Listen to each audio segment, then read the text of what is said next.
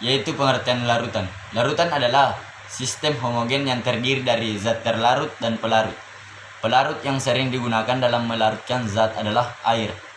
Dan larutan merupakan campuran homogen dari dua jenis zat atau lebih. Kita melangkah ke fase kedua, yaitu tipe larutan. Yang pertama itu larutan cair. Larutan yang berwujud pelarut atau solvent berupa zat cair. Yang kedua, larutan padat. Larutan yang wujud pelarutnya berupa zat padat. Yang ketiga, larutan gas. Larutan yang berwujud pelarutnya tanpa zat gas. Baik, kita melangkah ke fase ketiga, yaitu konsentrasi larutan.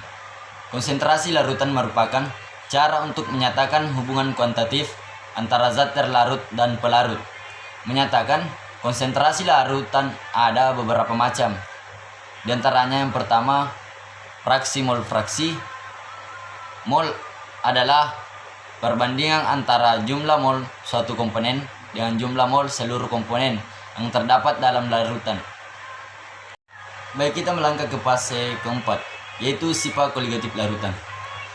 Sifat koligatif larutan adalah sifat larutan yang tidak bergantung pada jenis zat terlarut tetapi hanya bergantung pada konsentrasi partikel zat terlarutnya. Sifat koligatif larutan terdiri dari dua jenis, yaitu sifat koligatif larutan elektrolit dan sifat koligatif larutan non-elektrolit.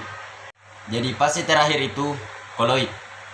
Koloid adalah sistem dispersi yang terdiri dari partikel-partikel kecil dari suatu zat yang disebut fase terdispersi.